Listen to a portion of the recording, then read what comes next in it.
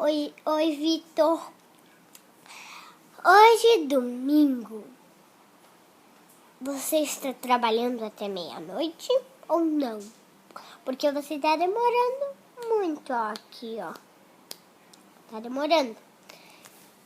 E a Duda tá chique, né? No domingo, né? Eu fui pra Curitiba, fui na festa junina. Daí eu fui sábado, né? Na festa junina. E hoje, domingo, eu comprei um boné lá em Curitiba. E eu comprei um casaco. Entendeu? Daí eu voltei. E eu passei muito doente.